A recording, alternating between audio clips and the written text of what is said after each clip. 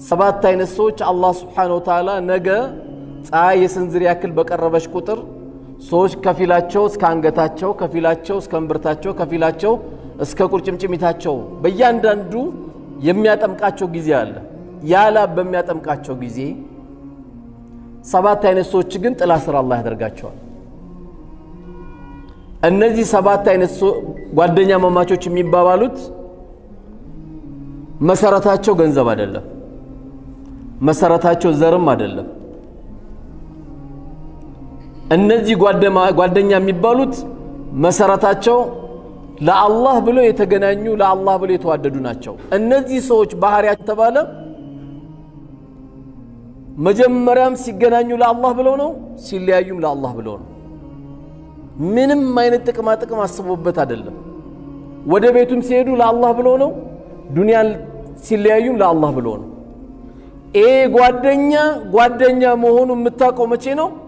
አንተ ድንገት ቀድመ ዱንያን ለቀ ስትሄድ ያንተ ቤተሰብ ጉዳይ ያሳስበዋል። አሁን ወደ ቤት እየሄድን ብዙ ወንድሞች ቀብረናል። ማን ያቺን ሴት መጡ ያያት? ማን የዘየራት? ማን ያይዞሽ ያላት? ማን የትምህርት ቤታቸውን ጉዳይ እነዚህ ልጆችን እንዳታስቢ ያላት? ኢላ መን ረሒመ ረቢ። እጅግ በጣም ትንሽ ናቸው፣ አላህ ያዘነላቸው ናቸው። ይህን የሚያደርግ ጓደኛ ከሌለ ጓደኛ የለህም እስካሁን።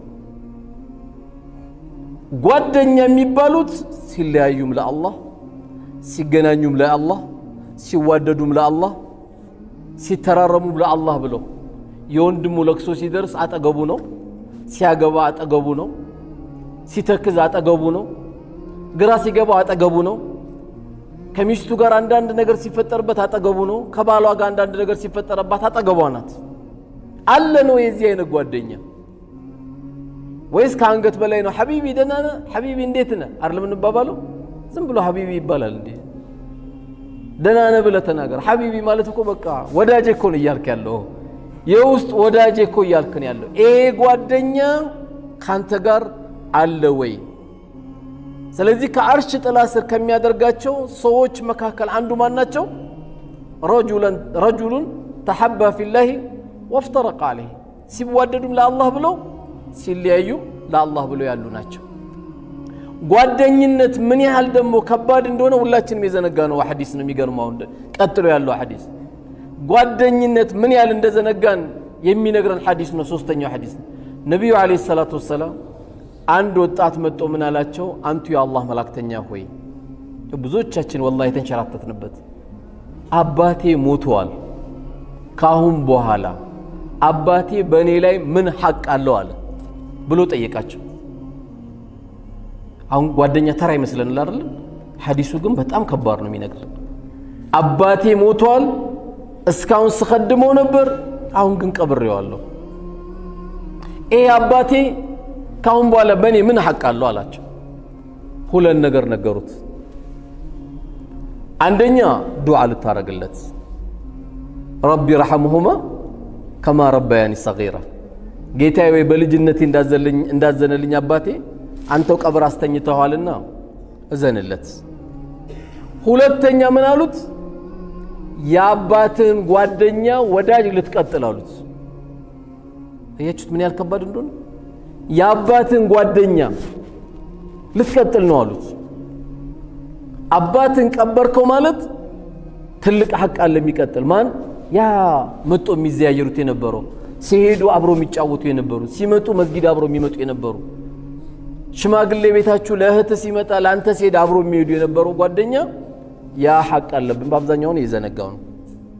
ድንገት ዱዓውን ልናስታውስ እንችላለን፣ ግን የአባት ጓደኛ መቀጠል ብዙዎቻችን የለመድነው አይደለም።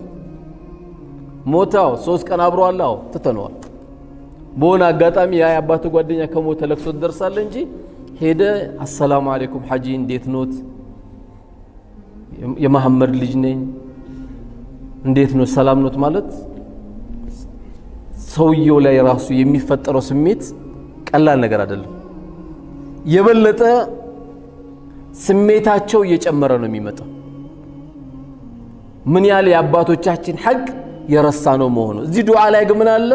ዑምራን ብታረግለት፣ ሐጅን ብታረግለት፣ ጉድጓዷን ብትቆፍርለት፣ መስጊድ ብታሰራለት አንድ ቁርአን ገዝተ መስጊድን ብታስገባለት ሁሉም ትችላለህ ባንተ የማይደርሰው ነገር የለም አባትህ ባንተ የማይደርሰው ነገር የለም ዱዓ ሲባል በዱዓ ብቻ እንዳዘጉት ማንኛውም መልካም ነገር ለአባታችን ብለን የምንቀጥላቸው ነገሮች አላህ Subhanahu Wa Ta'ala ያን ሰደቀቱ ጃሪያ እኛን ይቀበለናል ማለት ነው ስለዚህ ጓደኝነት የሚለው ከሞተም በኋላ የሚቀጥል መሆኑን ነብዩ አለይሂ ሰላቱ ወሰለም በዚህ ሐዲሳቸው ያስታውሱናል ስለዚህ እነዛ በትክክለኛ ለአላህ ብለው የተዋደዱ የሚባሉት ጓደኛ ማማቾች የሚገናኙበት የሆነው ነገ የውመል ቂያማ ምን የሚያገኙ ጥቅም አለ አርሽ ጥላ ስር ከመሆኑ ውጪ ጓደኛው ለጓደኛው ሸፋዓ እንዲሆን አላህ ይሄንንም ደረጃ አብሮ ይሰጠዋል ጓደኛን ሸፋዓ ሆነ ይለዋል ሸምግሎ ብሎ ጓደኛውን እንዲያወጣ ያደርገዋል ድንገት አንዱ ጓደኛው ተንሸራቶ ተውበት ሳያደርግ ሞቶ በቀልቡ ላይ ደግሞ ላኢላሃ ኢላላህ ካለች ሂድ ያን ጓደኛን አውጣ ይባላል ሂድ ሸፋዓ ሆኖ ያን ጓደኛ ተብሎ ከሳት እንዲወጣ ያደርገዋል ጓደኝነት የሚባለው በጣም ቀላል እንዳልሆነ ዝም ብለን ግን የምንይዛቸው ጓደኞች አላህ Subhanahu Wa Ta'ala ማንኛውም መጥፎ ጓደኛ የያዙ ሰዎች ከመጥፎ ጓደኛ ጋር የሚውሉ ሰዎች ጧት ቀልብን የሚያደርቅ ከሰዓት ቀልብን የሚያደርቅ ማታ ቀልብን የሚያደርግ ጓደኛ ቢያስክ ቁጥር ነገ የውመል ቂያማ እቺን የቁርአን አያ አሁን የቀራት ወንድሜን ኡስታዝ መሐመድ የቀራትን አያ ማንም ሰው ትካዜ ውስጥ ሐዘን ውስጥ ይገባል ምን ይላል ያ ወይለታ ለይተኒ ወይኔ ምኞቴ ይላል ወይኔ ምኞቴ ያ ወይለታ ለይተኒ ለም አተኺዝ ፉላናን ኸሊላ እና ለጓደኛ የሚባለው ይሄን ልጅን ባልያዝኩት ኖሮ ያ ልጅ የሚያዝ እኮ አልነበረብኝም ምኞት ነው ግን ምንም አያመጣም ዛሬ ግን እናመጣለን እንድናመጣም ነው የምንመካከረው ለም አተኺዝ ፉላናን ኸሊላ ምን አለ ይሄንን ጓደኛ አድርጌ ባልያዝኩት ለምን ምን አጠፋ لقد أضلني عن الذكر اللهن كما استوس أزناقين حي على الصلاة سيبال وده مسجد يامتاو يزوت نميد حي على الفلاة سيبال وده الاسفلاقي بوطان يميوزدو حي على الصلاة سيبال ويبوالان سقدالن يبابالال ጓደኞቼ እንዳይከፋቸው ሐድራው እንዳይቀዘቅዝ ተብሎ ለሰባት እየተቃመ ነው ይሄ እንዲቀዘቅዝ አይፈልግም ለምን ጓደኞቹ እንዳያዝኑበት አንቺም ብሎ ኢማንኛ እንዳይሉት እየሰማ ግን ያለው የአላህን ጥሪ ነው ይሄ ጓደኛ ነገ የጸጸት ቀን ይሆንብናል ማለት ነው እሱ ደስ እንዲለው ብለው መስራው ነገር አለ አይደል እሱ ቅር እንዳይለው ብለው መስራው ነገር አለ ሙእሚን ደግሞ አላህ ይከፋብኛል አይከፋብኝም አላህ ይቆጣብኛል አይቆጣብኝም አላህ ያዝንብኛል አያዝንብኝም ብሎ እንጂ የሚጨነቀው ጓደኛ አይልም ምክንያቱም ለነብዩ አለይሂ ሰላቱ ወሰለም ትልቅ የዳዕዋቸው የጀርባ አጥንት ስፓይናል ኮርድ የሚባሉት ማን ነበሩ እስልምናን ሳይቀበሉ አይዞ የወንድሜ ልጅ ካሁን በኋላ ወንድ የሆነ ይንካ ዳዕዋን አድርግ ሐቅን አስተላልፍ እስቲ ወንድ የሆነ ካሁን በኋላ ይንካ ብለው ዳዕዋን ሲታገላቸው የነበረው ማን ነበር ልጆች አይደለም አቡ ጣሊብ ነው አቡ ጣሊብ አጎታቸው ነው በነብዩ ጉዳይ አለይሂ ሰላቱ ወሰለም ተንሰፍስፈዋል ለምን የቲም ሆነው ያደጉት እናት የላቸው አባት የላቸው ማን የላቸው አያት ሞቶባቸዋል ከዚህ መከራ በዙባቸው ከዚህ ሰድቧቸዋል ከዚህ እበት ይወረውሩባቸዋል በተለያየ መከራ ውስጥ ሲያስገቧቸው አቡ ጣሊብ ግን ሲያዩ ላኢላሃ ኢለላህ እንኳን አልተቀበሉ ግን ካሁን በኋላ እስቲ ወንድ የሆነ ወንድሜን ልጅን ካሉ በቃ አድርግ ዳዋ አሉ ግን አቡ ጣሊብ ወደ ሞት አፋፍ ላይ በደረሱ ጊዜ ትልቁ ጉዳት የፈጠረባቸው ማን ነው ከተባለ ጓደኛ ነው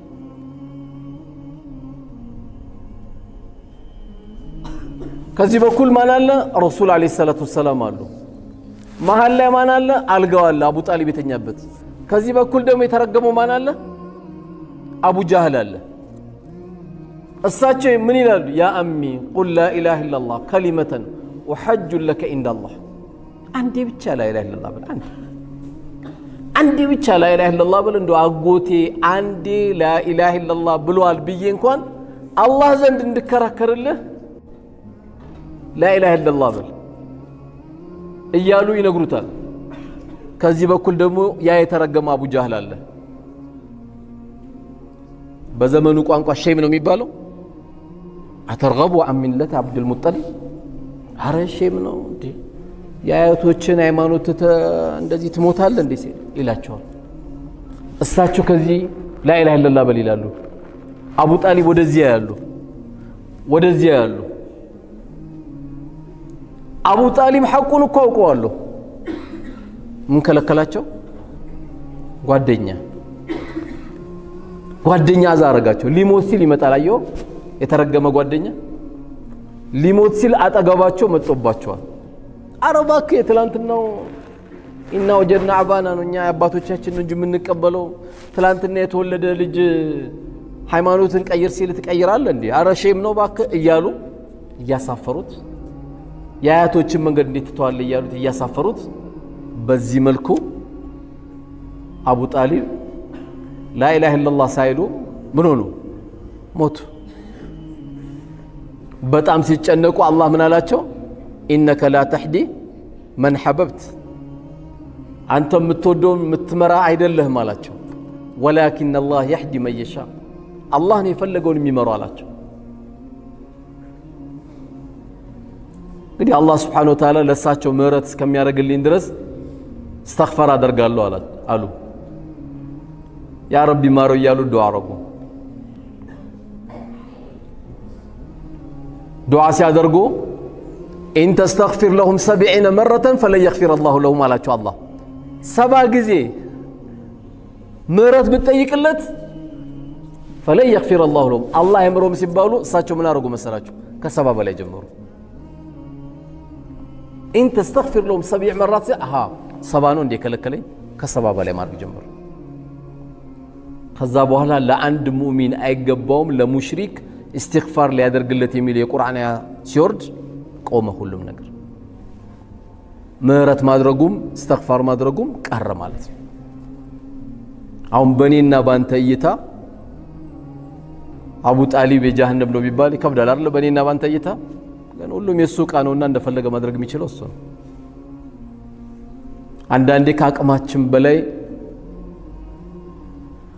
ሂዳያ ያላገኙ ሰዎች ስናይ በጣም እንጨነቃለን ሂዳያ በጣም እንመኝላቸዋለን ግን ሂዳያ ከሚን አላህ ብቻና ብቻ ነው ብዙ ሂዳያ የምትመኝላቸው ሊኖር ይችላል ግን እሱ ስጦታ ከአላህ ብቻ ነው በቃ ኢነከ ላ ተህዲ መን ሐበብተ ሰበበ ንዙሉ ለሳቸውም ቢሆን ሁላችንም ይመለከታል ብዙ እንዲመሩልን ብዙ ጥሩ እንዲሆኑልን ምን ፈልጋቸው አሉ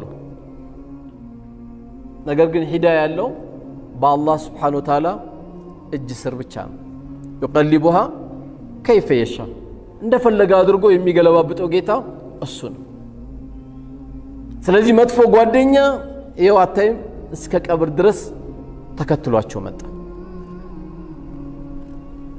አሁንም ብዙ ነገሮችን ማንተው ለምንድን ነው ለጓደኛችን ብለን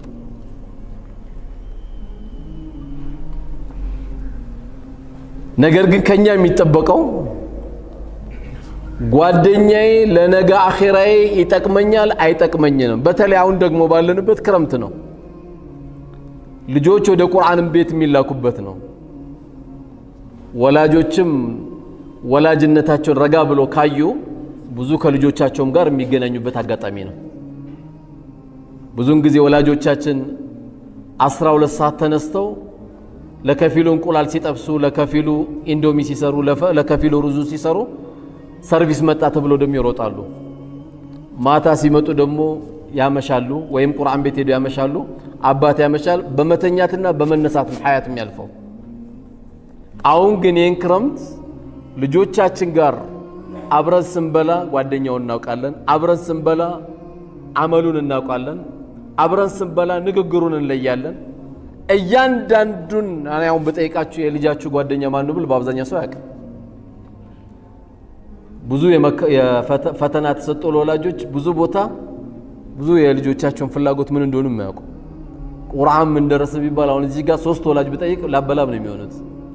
ያው ቁርአን ቤት እንደሚሄድ ነው እንጂ የሚያውቀው ስንት ጁዝ እንደደረሰ አላቅም ነው የሚለው። አንዳንዱም አላህ ይማረው እንጂ ትምህርት ቤት ሄዶ ወላጅም ተብሎ ልጅ ስንተኛ ክፍል ነው ሲባል 7 ነበር 8 ነበር ስንት ነበር የሚልም ወላጅ አለ። አሁን ይሄ ወላጅ ራሱ ወላጅ አይደለም የሚያስፈልገው፣ ለራሱ ወላጅ ያስፈልገዋል። ምክንያቱም ኢንቨስት እያደረገ ያለውን እርሻ ምን እንደሚያገኝ አይረሳምና እነዚህ ደግሞ ልጆቻችን ትርፎቻችን ናቸው፣ ጌጦቻችን ናቸው። አልማሉ ወልበኑን ዚነቱል ሐያት ዱንያ ለነገው አገራችን ብቻም ሳይሆን የዱንያችን ጌጦች ብሎ ነው አላህ Subhanahu Wa Ta'ala የጠራው። ይህን ጌጥ ለመጠበቅ ልጆቻችንን በዚሁ አጋጣሚ ክረምቱ ገብቷልና በዚሁ አጋጣሚ ከልጆቻችን ጋር በደንብ አድርገን ልንገናኝ የሚገባ ትልቅ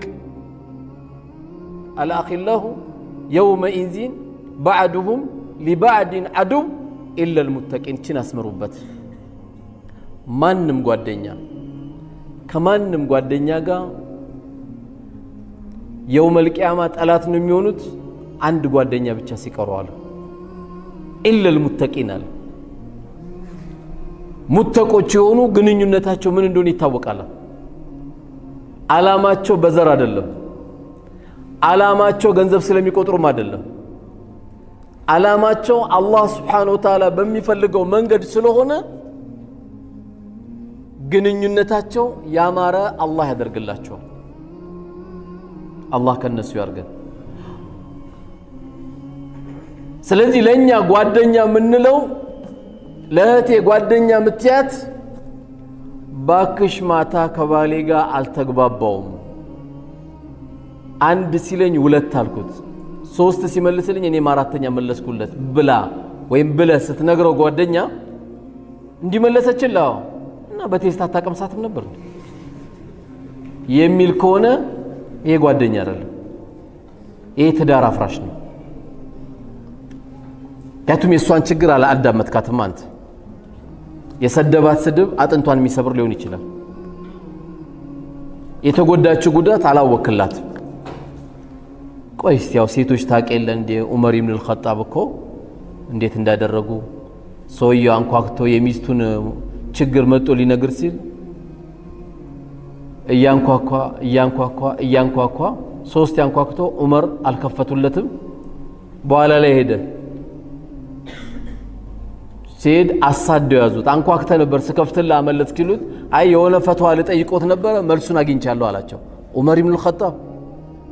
ዑመር በዚህ ካለፈ ሸይጣን በዛ ነው የሚያርፈው ነው የተባለው። ያ ጀግና ሚስትየው የጨቀጨቀቻቸው ነው። ሴቶች እኮ ዑመር እንደሚፈሩት ረሱልን አይፈሩም ሰለላሁ ዐለይሂ ወሰለም። ዑመር ራሱ ይደነግጣሉ በጣም ከመፈራታቸው የተነሳ። ነገር ግን ምን ጠይቀኝ ነው መልስ ያገኘው አሉት። አይ እኔ ስለ ሚስቴ ችግር ልነግሮት ነበረ፣ እርሶ ጋር ደግሞ ሚስቶት ስጦቦጦቦት በቃ እኔ እርሶን ከጦቦጦቦቹት እኔስ ምን አለኝ ብዬ ነው፣ እኔ ማንነትና ነው ብዬ መልሱን አገኘው አለ ዑመር ኢብኑ አልኸጣብ። እኛ ለትንሽ ነገር በራፍ ላይ ውሃ እናያለን፣ ማን አባሽ ይሄን ውሃ አስቀምጪ ትላታለህ። ምን አናገረው? ውሃውን አታነሳም እዛች ጋር ተስቀምጠው። አሁን እኮ ነፍስያ ነው። እስካሁን የብርድ ልብስ አልታጠፈም ትላለህ። ምን ችግር አለው? ጠፋው። ማን አንተ? አስተካክለው። ትንሽ ነገር ውሃ ቀጠነ ጎንፎ ወፈረ እያለን ምን የመሰለ ቤታችን እናበላሻለን። ይሄም ሳይበቃ ደግሞ ለዘንድሮ ሴት ደግሞ ዝም ብለሽ ሴት አይደለሽ እንዴት ትላለህ? ሴት ናት። አዎ ሴት ልጅህም ናት፣ እናትህም ናት፣ እህትህም ናት፣ ሁሉም ነገርህ ናት። አንተም ብላ አይደል እንደ መጣችው ሚሳቀን ገሊዛ ናት እኮ በብርቱ ቃል ኪዳን የተሰጠች ስጦታ ናት እሷ። በቃ የሆኑ ሴቶች ስለረከሱ አንተ ቤትም ያለችው ሚስት የረከሰች ትመስላለች። እያጠባች ነው እኮ ልጅ። ትክክለኛም ጓደኛ እሷ ናት እንጂ ሂሳብ እያንዳንዱን ብታስደምር ሴት እኮ አትከፍልም። እስቲ ማን ነው ከኛ ውስጥ እስቲ ሚስቴ ጡት ስታጠባ ልጆችን ገንዘቡን ከፍያታለሁ የሚል እስቲ አንድ ሰው ይስጣል።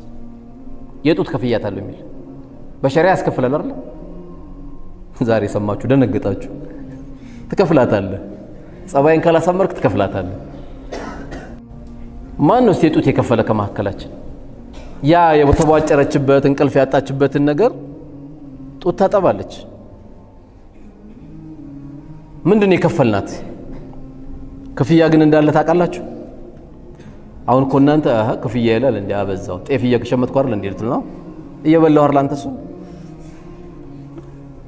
ቅቤው የሚቀርበው ላንተ፣ ሐኒድ በሩዝ ላንተ ነው የሚቀርበው። እሷ ቀርስ ብላ ነው የምትበላው። ጓደኛ በትክክለኛም ጓደኛም ናት። አሁን ብዙ ቤት የተበላሸው ልንገራችሁ። ጓደኛውን ለማስደሰት ጓደኞቼን ለማስደሰት ብሎ እሷን አስከፍቶ ነው ብዙ ሰው የሚገባው። አስቤዛ ግዛልኝ ጭቅጭቅ ነው። አጋሽቶ የ3000 ብር ጫት ለመግዛት በጠረባ ነው የሚጥሉት ጫቱን። ለሱ ምንም ችግር የለብንም። ለአስቤዛ ንጹህ ዘይት ገዝተልኝና ለማለት ሁሌ ጭቅጭቅ ነው እዛ ቤት። ለጫቱ ለምንድን ነው ያልተጣሉት? ጓደኞቹ ይቀየሙበታል። አንተ ሞኝነ እንዴ እሷ መሰማት ይለዋል። ያ ጓደኛ አይደለም፣ ወላሂ ጓደኛ አይደለም። ይሄ በትርኪ ሚልኪ ነገር የተገናኘ ነው ጓደኛ እንዳይመስልህ። ጓደኛ ሰብር የሚያስተምርህ፣ ጓደኛ አኺራ የሚያስተምርህ፣ ጓደኛ ስነ ስርዓት የሚያስተምርህ፣ ጓደኛ ልጆችህን የሚቀጥል። አብሽሩ አባታችሁ ቢቀድምም እኔ ያለውላችሁ። ይሄን ነው የምትማሩት እንደዚህ አይነት ትምህርት ቤት እኔ ነኝ የምከፍለው። አብሽር ያዞሽ እህቴ። ይሄ ነው ነውር መሸፋፈን። ይሄ ነው ጓደኛ ማለት። አሁን ጓደኛ አለቀ። ቀድሞ ስለሞተ ለቅሶ ላይ የሚያየው ሰው የለም፣ ቀብሮ ሽል ነው የሚለው። እንደ አንድ ኖርማል ሰው ስንት ሰዓት ነው ቀብሮ ብሎ ነው የሚጠይቀው። ያ ጓደኛ ግን እንግዳ ማስተናጋጅ ነበር መሆን ያለበት። ያ ጓደኛ ቤተሰብን ባጠርጎ አብሽሩ ብሎ ቦታ አድርጎ ነበር መሄድ ያለበት። ይሄ ሁሉ ጭንቅ ውስጥ እስከ መግባት ምን እናርጋ? በቃ ይቅርብ። ጓደኛ ምን ያደርግልሃል? ቁርአን አለ ጓደኛ። ኢማምን ጓደኛ ታደርጋቸው፣ ሙአዚንን ጓደኛ ታደርጋቸው። መጨረሻ ዱንያን ስትሰናበት እኮ የምታገኛቸው ሁለቱን ነው። እነዚህን ጓደኛ አድርግ። በሁሉም እንቅስቃሴ ያላችሁ ነው ጓደኛ መምረጥ ያለባችሁ። አሁን ባለሀብት ከባለሀብት ጋር ይገናኛል። የእናንተ ሀብት ጓደኝነታችሁ ለመልካም የማታውሉት ከሆነ ስለ መቋጠር ብቻ ጥብስ ለመብላት ጭብጦ፣ የሆነች ነገር ለማድረግ ጭብጥ ያደርጋል። ሁለት ጓደኛ ማቾች ዱባይ ሄዱ አሉ። የአላህ ነገር ሁለቱም ቋጣሪ ናቸው፣ ግን ጓደኛ ማች ተብለዋል።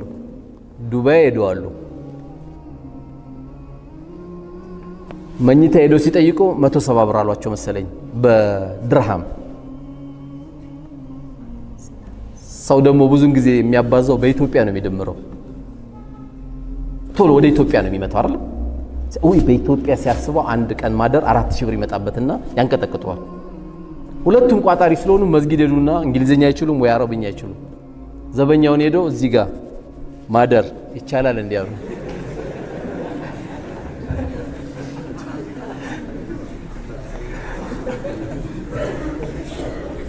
ያሸክ አየው።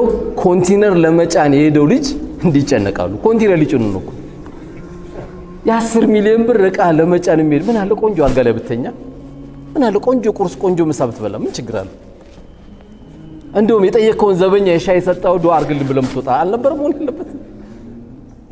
ዘበኛው አያቸውና አዲስ የለም ማለት በምልክት እሱም በምልክት ቋጣሪ የሆነ ጥሩ ያልሆነ ጓደኛ ገንዘብን ስታወጣ ራሱ ምን ይላል መሰለ? ኧረ እባክህ አንተ ልጆች እንዲ ቀስ ብለን እኮ ማውጣት ያለብህ። አላህ ለዚህ ነው የስስታም ሁሉ ስስታም ብሎ የተናገረው ማን ነው? ወያእሙሩነ الناس بالبخل ሰዎችን በስስት የሚያዛለ መሰሰቱ ሳያንሰው ላንተ የስስት ኡስታዝ ሆነሃል።